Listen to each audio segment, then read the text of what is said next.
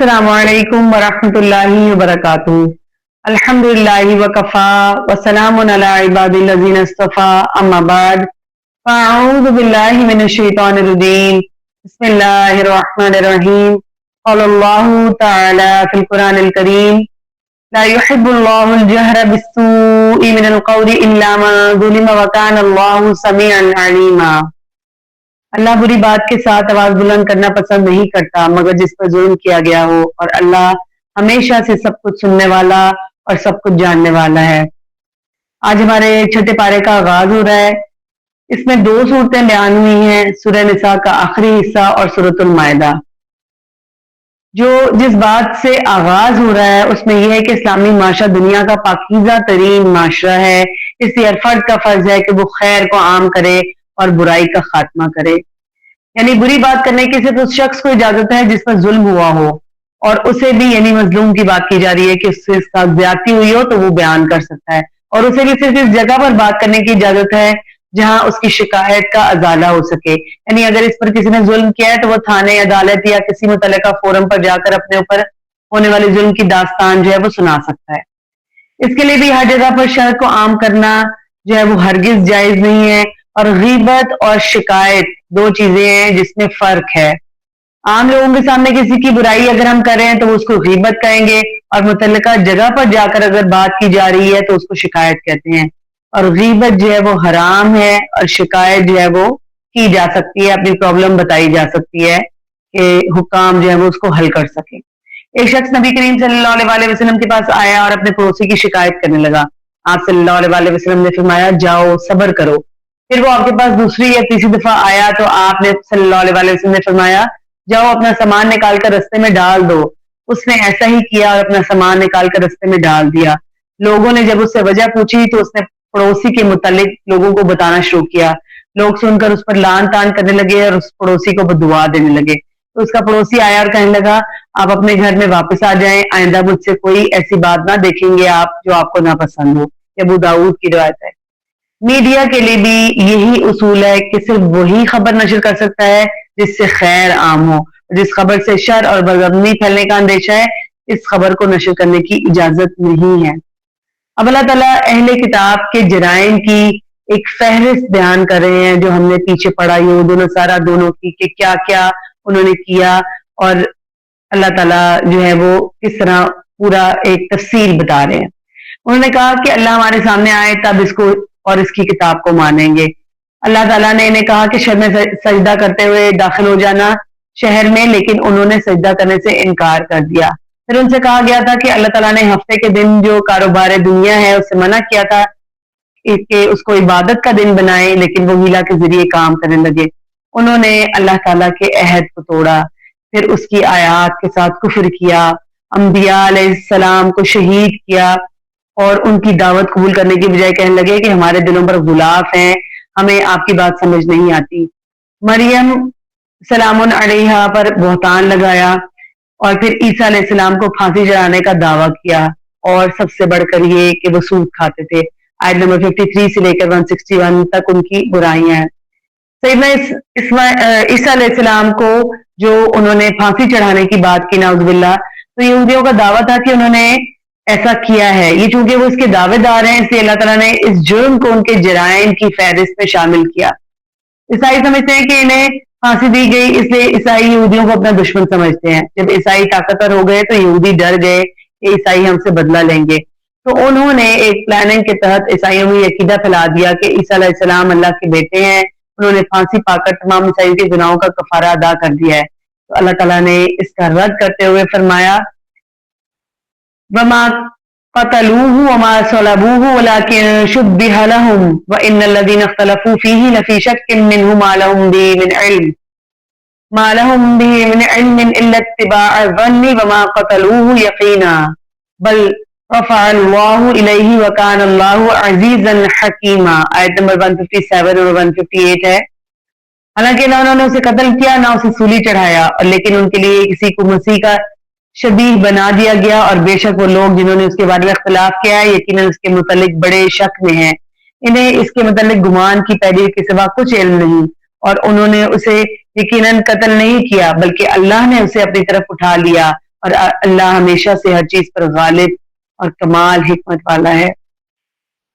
سیدنا ابو ہریرہ رضی اللہ عنہ فرماتے ہیں کہ رسول اللہ صلی اللہ علیہ وآلہ وسلم نے فرمایا، اس ذات کی قسم جس کے ہاتھ میری جان ہے، ان قریب تم میں عیسیٰ ابن مریم علیہ السلام عادل حکمران کی حیثیت سے نازل ہوں گے۔ وہ صلیب کو توڑ دیں گے، خنزیر کو قتل کریں گے، جزیہ ختم کر دیں گے، اور مال کی اس قدر فراوانی ہو جائے گی کہ کوئی اسے قبول کرنے والا نہ ہوگا۔ صحیح مسلم کی روایت ہے۔ اب دین میں اللہ تعالیٰ نے غلو کی سخت ممانعت کی ہے، اور دین جو ہے وہ اللہ کا بنایا ہوا ہے۔ اس میں جو مسئلہ اور جس شخصیت کو جو مقام دیا گیا ہے وہ اللہ تعالیٰ کا فیصلہ ہے۔ اس میں تبدیلی کرنے کی 1% بھی گنجائش نہیں، اس لیے اپنی پسند یا ناپسند کی بنیاد پر کسی مسئلے میں غلو کرنے کی اجازت نہیں ہے۔ اب ہم سمجھ لیتے ہیں کہ غلو کہتے کس کو ہے؟ کسی چیز کو اس کی اصلی حیثیت سے بڑھا دینا، کیونکہ سیدنا عیسیٰ علیہ السلام کی شان میں غلو کیا جاتا تھا۔ جو عیسائی کرتے تھے، انہیں رسول اللہ کی بجائے ابن اللہ کہتے تھے، پھر اللہ ہی بنا دیا۔ تو اللہ تعالیٰ نے فرمایا، یا اہل الکتاب لا تغلوا فی دینکم ولا تقولوا علی اللہ الا الحق، آیت نمبر 171 ہے۔ اے اہل کتاب، اپنے دین میں حد سے نہ گزرو اور اللہ کے بارے میں حق کے سوا کچھ نہ کہو۔ رسول اللہ صلی اللہ علیہ وآلہ وسلم نے اپنی امت کو مخاطب کر کے فرمایا، میری شان میں اس طرح غلو نہ کرنا جس طرح عیسائیوں نے سیدنا عیسیٰ علیہ السلام کی شان میں غلو کیا۔ میں تو اللہ کا بندہ اور اس کا رسول ہوں۔ صحیح بخاری کی روایت ہے۔ ایمان اور عمل کی دعوت، سورہ کے آخر میں یعنی سورہ نساء میں جو آخری آیات ہیں، ان میں اللہ تعالیٰ نے تمام لوگوں کو مخاطب کر کے ایمان لانے اور عمل کرنے کی دعوت دیتے ہوئے فرمایا، یا ایھا الناس قد جاءکم برہان من ربکم وانزلنا الیکم نورا مبینا فاما الذین آمنوا باللہ واعتصموا بہ فسیدخلهم فی رحمت منہ وفضل ویہدیہم الیہ صراطا مستقیما، آیت نمبر 174 اور 175 ہے۔ اے لوگوں، بلا شبہ تمہارے پاس تمہارے رب کی طرف سے ایک واضح دلیل آئی ہے، اور ہم نے تمہاری طرف ایک واضح نور یعنی قرآن نازل کیا ہے۔ پھر جو لوگ اللہ پر ایمان لائے اور اسے مضبوطی سے تھام لیا تو ان قریب وہ انہیں اپنی خاص رحمت اور فضل میں داخل کرے گا اور انہیں اپنی طرف سے سیدھے رستے کی طرف ہدایت دے گا۔ سورۃ المائدہ شروع ہو رہی ہے۔ مائدہ کا معنی ہے دسترخوان۔ اس سورہ میں دسترخوان کا واقعہ بیان ہوا ہے۔ سیدنا عیسیٰ علیہ السلام نے جب لوگوں کو دعوت دی تھی تو انہوں نے یہ مطالبہ بھی کیا تھا کہ آپ اپنے رب سے ہمارے لیے آسمان سے کھانا منگوائیں تاکہ ہمیں معلوم ہو کہ آپ اللہ کے سچے نبی ہیں، اور ہم قوم کے سامنے اس کی گواہی بھی دیں گے۔ پچھلی سورہ نساء میں خاندانی اور ریاستی اداروں کی تنظیم سازی کے اصول بیان کیے گئے تھے، اور اس سورہ میں اسلامی عدالتوں کے قیام اور اسلام کے فوجداری قوانین کا تذکرہ ہے۔ لیکن ان قوانین سے پہلے تکمیل دین اور آخری دین ہونے کا اعلان کیا گیا تاکہ لوگوں کو بتایا جائے کہ آخری دین میں زندگی کے تمام شعبوں سے متعلق قوانین کا ہونا بہت ضروری ہے، اور ایک قیامت تک کے لیے اللہ تعالیٰ کی آخری اور حتمی ہدایات ہیں۔ اللہ تعالیٰ نے فرمایا آیت نمبر 3 میں، الیوم اکملت لکم دینکم واتممت علیکم نعمتی ورضیت لکم الاسلام دینا، آج میں نے تمہارے لیے تمہارا دین کامل کر دیا اور تم پر اپنی نعمت پوری کر دی، اور تمہارے لیے اسلام کو دین کی حیثیت سے پسند کر لیا۔ ایک صحابی بیان کرتے ہیں کہ ایک یہودی نے سیدنا عمر رضی اللہ عنہ سے کہا، آپ اپنی کتاب یعنی قرآن میں ایک ایسی آیت پڑھتے ہیں کہ اگر ہم یہودیوں کی کتاب میں یہ آیت نازل ہوتی تو ہم اس کے نزول کے دن کو عید کا دن بنا لیتے۔ سیدنا عمر فاروق رضی اللہ عنہ نے فرمایا کہ وہ کون سی آیت ہے؟ تو اس یہودی نے یہ آیت پڑھی تو عمر رضی اللہ عنہ نے فرمایا، ہم اس دن اور جگہ کو جانتے ہیں جب یہ آیت رسول اللہ صلی اللہ علیہ وآلہ وسلم پر نازل ہوئی تھی۔ آپ صلی اللہ علیہ وآلہ وسلم 9 ذی الحجہ عرفہ میں تھے اور جمعۃ المبارک بھی تھا۔ یہ صحیح بخاری کی روایت ہے۔ کوئی بھی معاشرہ باہمی معاملات اور حقوق و فرائض کے بغیر وجود میں نہیں آ سکتا۔ اس لیے سورت کا آغاز کرتے ہوئے فرمایا گیا، یا ایھا الذین آمنوا اوفوا بالعقود، اے لوگوں جو ایمان لائے ہو عہد پورے کرو۔ اس میں عقد سے مراد وہ حقوق و فرائض بھی ہیں جن کو اللہ تعالیٰ نے بندوں پر عائد کیا ہے، اور وہ عہد و پیمان بھی داخل ہیں جو لوگ باہمی لین دین اور امن و جنگ کے معاملے میں کرتے ہیں۔ اب اس کے بعد جانوروں کی حلت و حرمت کے اصول بیان کیے گئے. اللہ تعالیٰ نے تفصیل سے بتایا کہ بندوں پر کیا حلال ہے اور کون سی چیزیں حرام ہیں. فرماتے ہیں احلت لکم بہیمۃ الانعام بہیمۃ الانعام الا ما یتلی علیکم، تمہارے لیے چرنے والے چوپاہے حلال کیے گئے ہیں سو ان کے جو تم پر پڑھے جائیں گے. ان کے علاوہ عام حالات میں مردار، خون، خنزیر اور جو غیر اللہ کے نام پر مشہور کر دیا جائے یا قربان کر دیا جائے سب حرام. کوئی جانور کسی وجہ سے زخمی ہو جائے تو اگر اسے ذبح کر لو تو حلال ہوگا، اور اگر اسی زخم میں مر جائے تو مرنے کے بعد ہم اس کا کچھ نہیں کر سکتے، وہ ہم پر حرام ہو گیا. جب تک زندہ ہے ہم اس کو استعمال کر سکتے ہیں، جلدی سے اس کو ذبح کیا جا سکتا ہے، لیکن جب وہ مر گیا ایک بار تو اس کے بعد وہ حرام ہے. جن سدائے ہوئے جانوروں سے تم شکار کرتے ہو اگر وہ شکار کو زندہ پکڑ لیں تو اس کو ذبح کر لو. اگر جانور نے پکڑا اور وہ مر گیا تب بھی کھا لو، بشرطیہ شکاری جانور نے اس میں سے نہ کھایا ہو، یعنی خود نہ کھایا ہو. اگر اس نے کھا لیا، خود اس میں سے لے لیا اپنا حصہ تو وہ حرام ہوگا، کیونکہ اس کا مطلب یہ ہے کہ اس نے اسے اپنے لیے پکڑا تھا.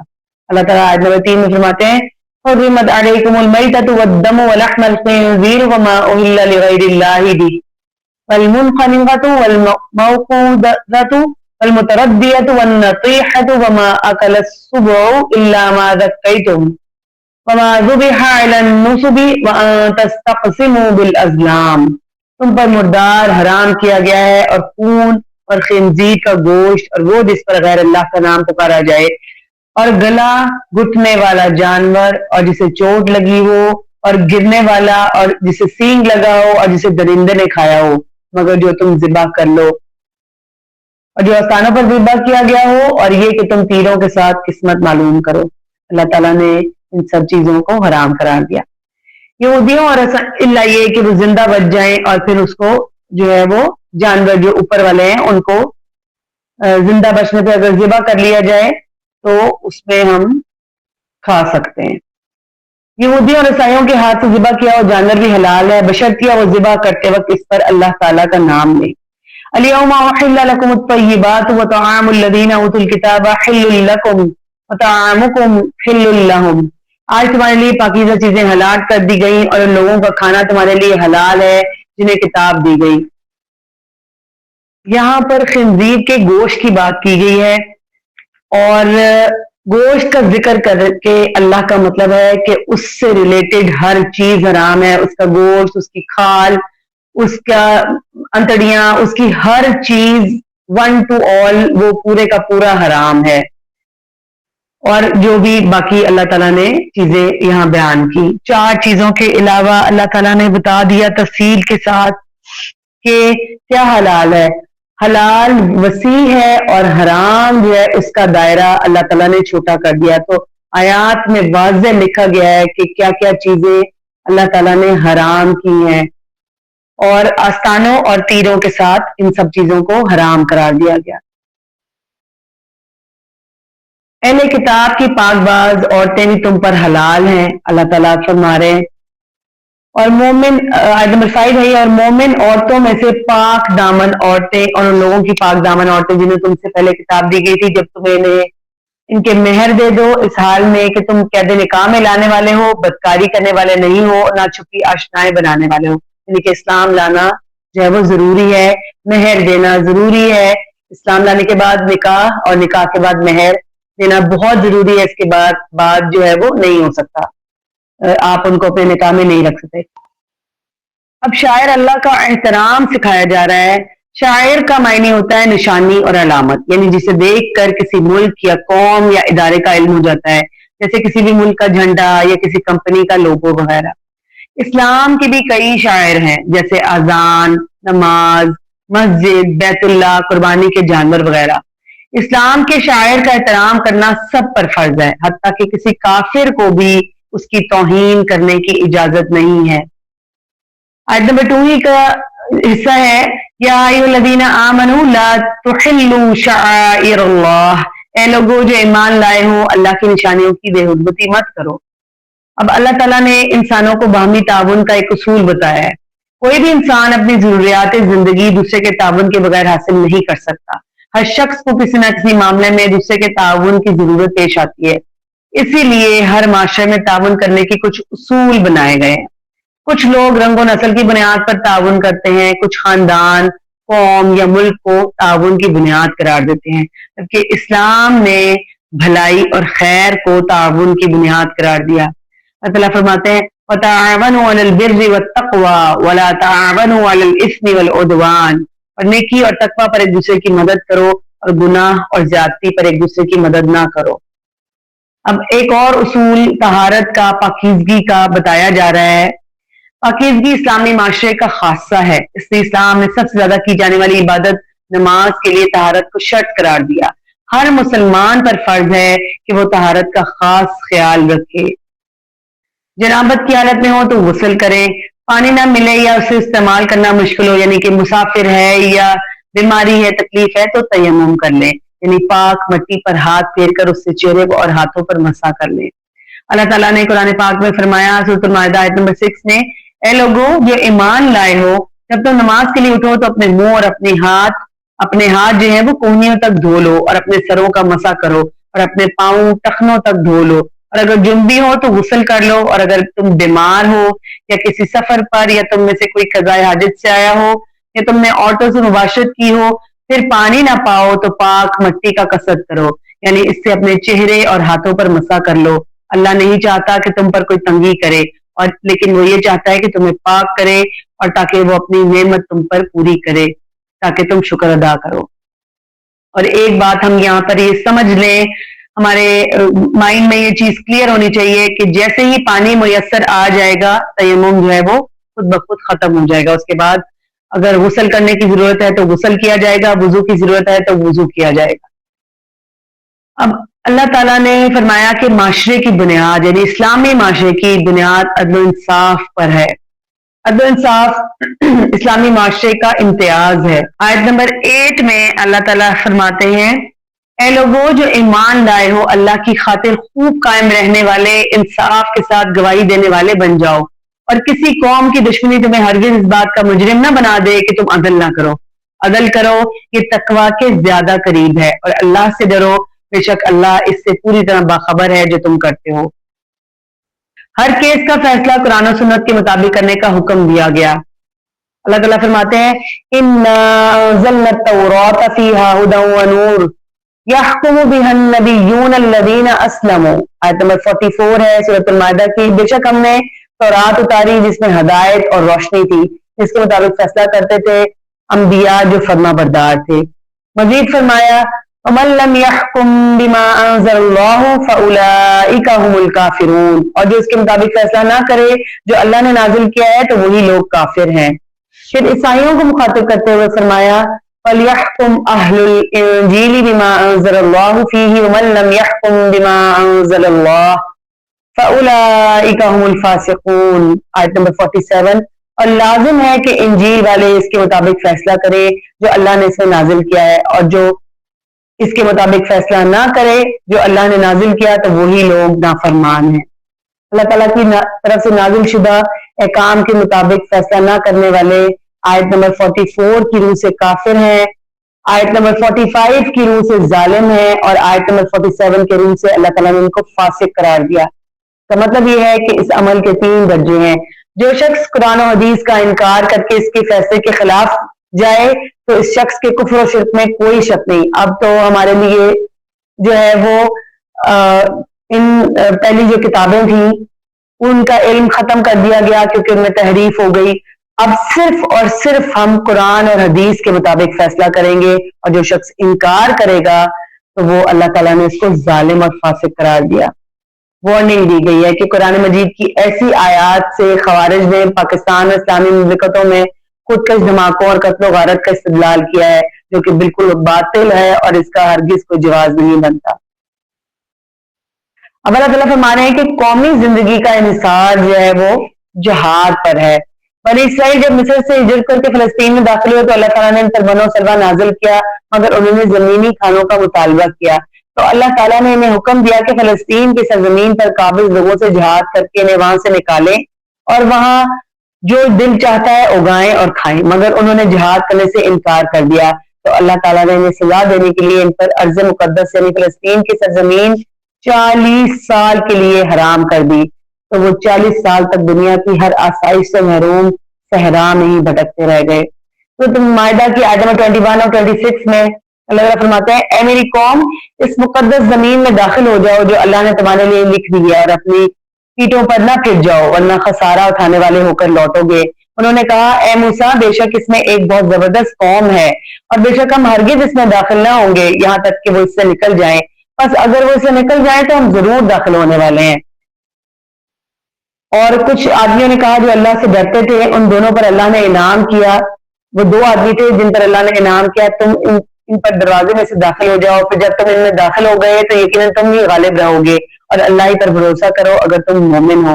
انہوں نے کہا، اے موسیٰ، بے شک ہم ہرگز اس میں کبھی داخل نہ ہوں گے جب تک کہ وہ اس میں موجود ہیں، تو اور تیرا رب جاؤ اور دونوں لڑو، بے شک ہم یہی بیٹھے رہنے والے ہیں۔ یعنی کہ 2 جو آدمی جن کا ذکر کیا گیا ہے، یہ موسیٰ علیہ السلام اور ان کے بھائی ہارون علیہ السلام، بے شک ہم یہی بیٹھنے والے ہیں۔ اس نے کہا، اے میرے رب، بے شک میں اپنی جان اور اپنے بھائی کے سوا کسی چیز کا مالک نہیں، تو ہمارے درمیان اور ان نافرمان لوگوں کے درمیان علیحدگی کر دے۔ پھر فرمایا، پھر بے شک وہ ان پر 40 سال حرام کی ہوئی ہے، زمین میں سر مارتے پھریں گے، بس تو ان نافرمان لوگوں پر غم نہ کر۔ رسول اللہ صلی اللہ علیہ وسلم نے فرمایا، جس شخص نے زندگی میں کبھی جہاد نہیں کیا اور نہ جہاد کرنے کی نیت کی، وہ جب بھی مرے گا یعنی اسے نفاق کے ایک شعبے پر موت آئے گی۔ صحیح مسلم کی روایت ہے۔ ایک اور وارننگ دی جا رہی ہے، اللہ تعالیٰ فرماتے ہیں آیت نمبر 27 سے 31 تک، اور ان پر آدم کے 2 بیٹوں کی خبر تلاوت جو ہے وہ حق کے ساتھ کرو۔ جب ان دونوں نے کچھ قربانی پیش کی تو ان میں سے ایک کی قبول کر لی گئی اور دوسرے کی قبول نہ کی گئی۔ اسے کہا، میں تجھے ضرور قتل کر دوں گا۔ اسے کہا، بے شک اللہ متقی لوگوں سے ہی قبول فرماتا ہے، یعنی اس وقت انہوں نے قربانی کی تھی۔ اگر تو نے اپنا ہاتھ ان طرف اس لیے بڑھایا کہ تو مجھے قتل کرے، تو میں ہرگز اپنا ہاتھ تیری طرف اس لیے بڑھانے والا نہیں کہ تجھے قتل کروں، بے شک میں اللہ سے ڈرتا ہوں جو سارے جہانوں کا رب ہے۔ میں تو یہ چاہتا ہوں کہ تو میرا گناہ اور اپنا گناہ لے کر لوٹے، پھر تو آگ والوں میں سے ہو جائے، اور یہی ظالموں کی سزا ہے۔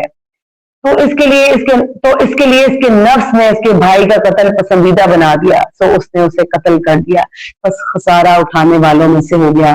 پھر اللہ نے ایک کوا بھیجا جو زمین کو ریتتا تھا تاکہ اسے دکھائے کہ وہ اپنے بھائی کی لاش کیسے چھپائے۔ کہنے لگا، ہائے میری بربادی، کیا میں اس سے بھی رہ گیا کہ اس کوے جیسا ہو جاؤں کہ اپنے بھائی کی لاش چھپا دوں؟ سو وہ پشیمان ہونے والوں میں سے ہو گیا۔ سیدنا آدم علیہ السلام کے 2 بیٹوں کا واقعہ ہے جنہوں نے قربانی کی۔ اس وقت قربانی قبول ہونے کی جو طریقہ تھا وہ یہ تھا کہ قربانی کو ایک کھلے میدان میں رکھ دیا جاتا تھا، اور آسمان سے آگ جو ہے وہ آ کر اس کو کھا لیتی تھی جس کی مقبول ہونی ہوتی تھی۔ تو ان میں سے ایک کی ہو گئی اور دوسرے کی نہ ہوئی، تو دوسرے نے پہلے والے کو قتل کر دیا۔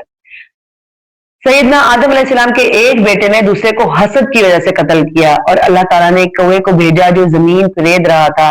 اس کوے کو دیکھ کر قاتل بھائی کو سمجھ آ گیا کہ میں نے مقتول کی لاش کی تدفین کیسے کرنی ہے۔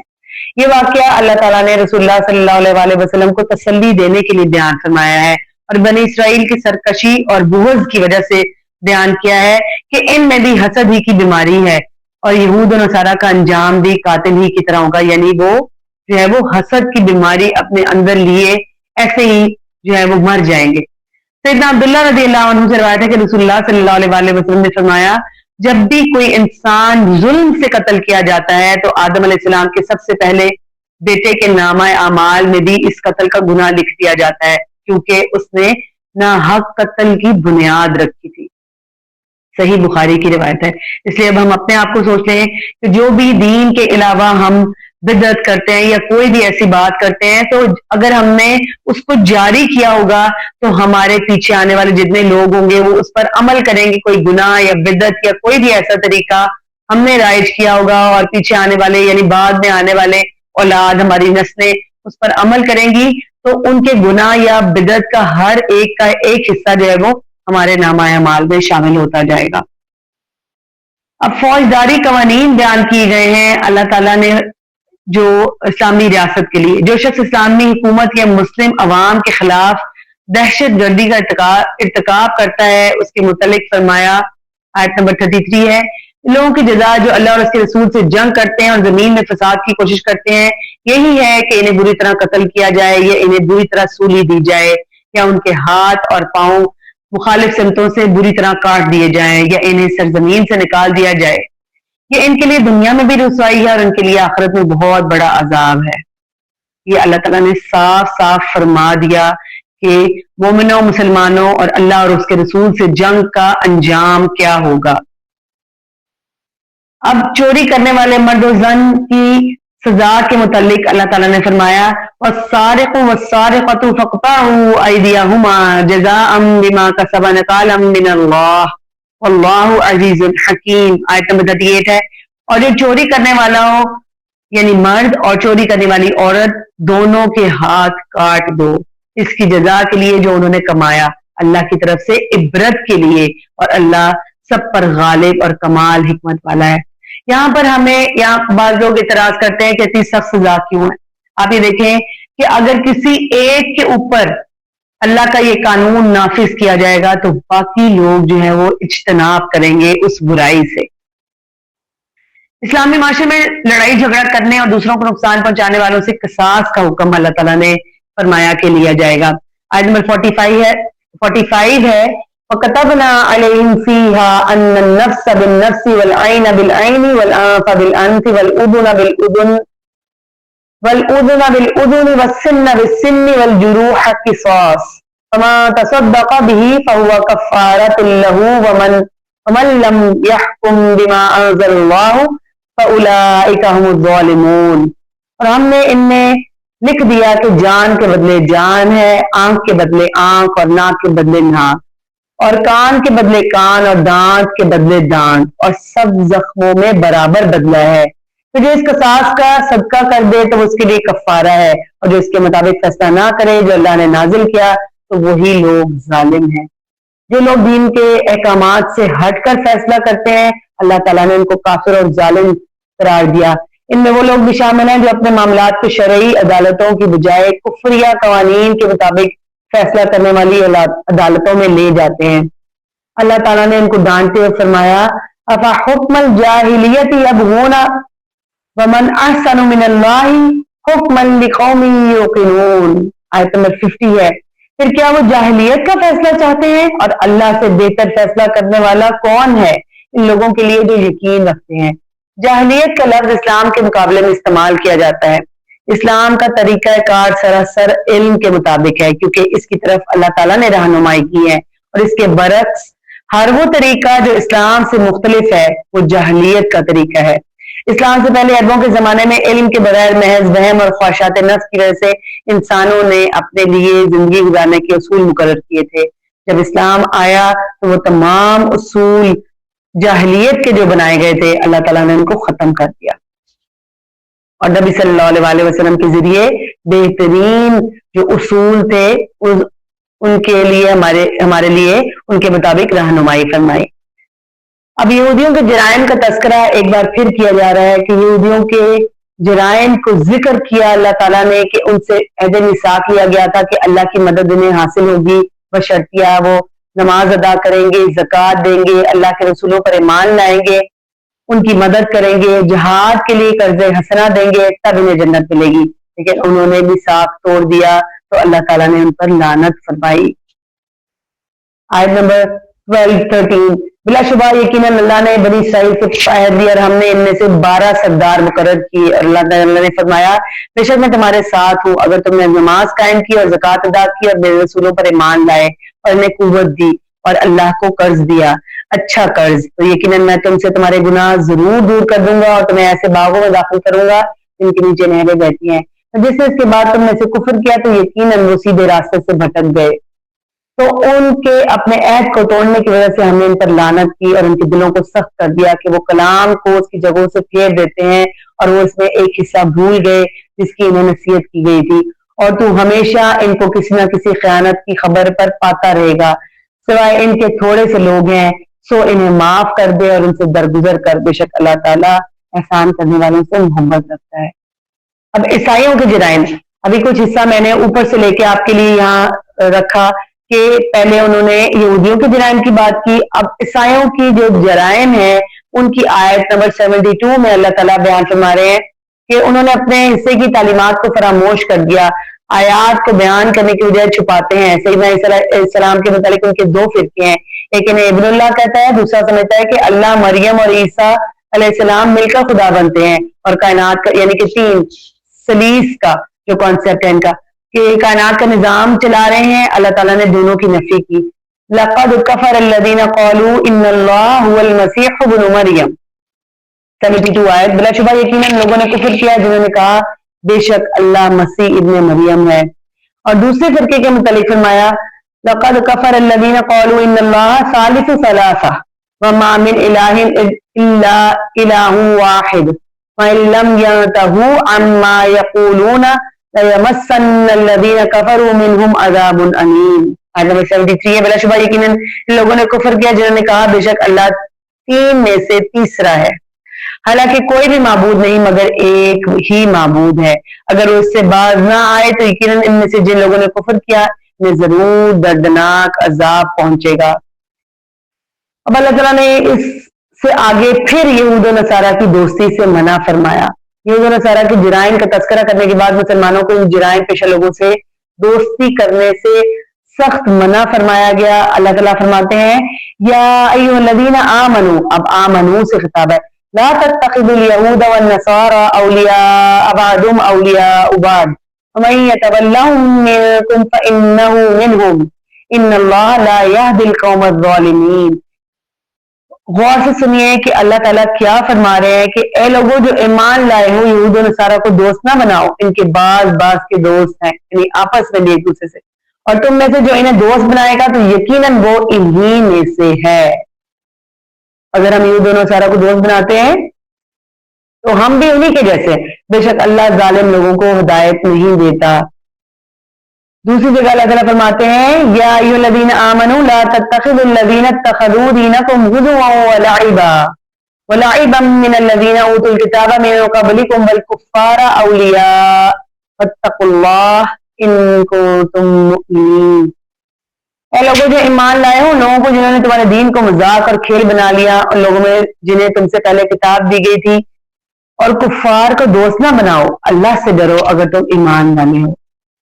صاف صاف بار بار پیچھے بھی ہم نے کئی بار پڑھا پچھلے پاروں میں کہ اللہ تعالیٰ خاص تذکرہ کر رہے ہیں اس چیز کا کہ ان کو دلی دوست اور رازدار نہ بناؤ، ان کے ساتھ مت بیٹھو۔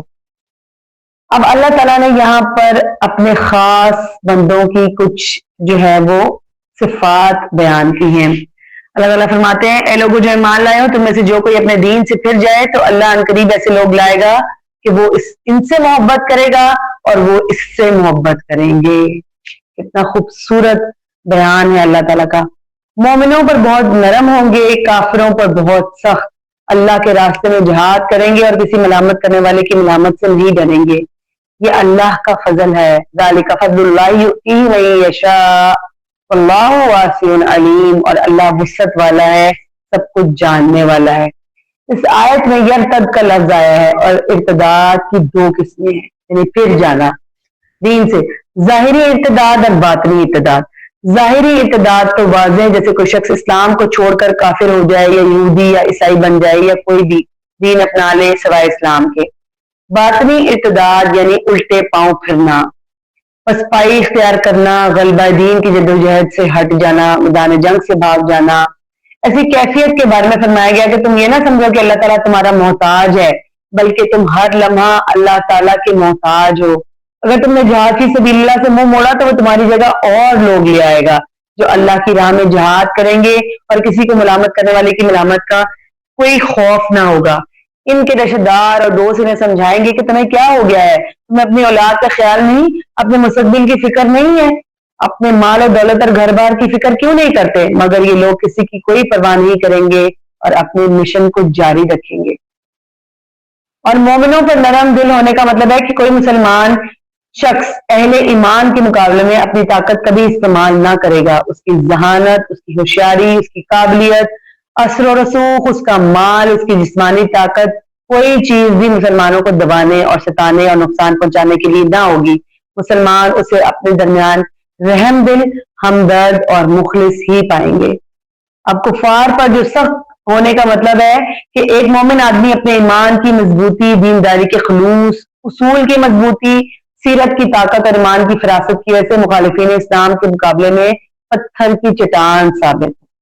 अल्लाह ताला से दुआ है कि हमें ये मोमिना सिफात अपने अंदर पैदा करने की तौफीक अता फरमाए। अल्लाह ताला हमें इस रमदान को बेहतरीन तरीके पर गुजारने की तौफीक अता फरमाए, इसकी सादतें, रहमतें, फजल और करम समेटने की तौफीक अता फरमाए। अल्लाह ताला इसको हमारी बख्शिश का जरिया बना दे। अल्लाह ताला हमारे नस्लों की हिफाजत करे, वो दीन इस्लाम के इन तमाम उसूल जो आज हमने पढ़े उन पर अमल करें, हम अपनी जिंदगियों में भी इसको शामिल करें। अल्लाह ताला हमें इतना मजबूत हमारा ईमान कर दे और हमारे बच्चे भी इसको सीखें, पढ़ें, समझें। अल्लाह ताला हमें आगे फैलाने वाला बना दे। अल्लाह ताला ये तमाम काम हमारे लिए सदका जारिया बना दे। हमसे हमारा सयाम, क़याम और छोटी छोटी इबादतें कबूल और मंजूर फरमा ले। अल्लाह ताला हमसे जो गलतियां, कोताहियां हो जाती हैं कोई बताने में, सिखाने में, समझाने में जेर जबर पेश की, अल्लाह ताला उन तमाम गलतियों को माफ फरमा दे। अल्लाह ताला हम पर रहम फरमाना। अल्लाह ताला हमारे तमाम नेकियों को तू बढ़ा चढ़ा कर कबूल और मंजूर फरमाना। आमीन या रब्बल आलमीन। सुब्हानक अल्लाहुम्मा व बिहम्दिक, नशहदु अल्ला इलाहा इल्ला अंता, नस्तगफिरुका व नतूबु इलैक। अस्सलामु अलैकुम व रहमतुल्लाहि व बरकातुहू।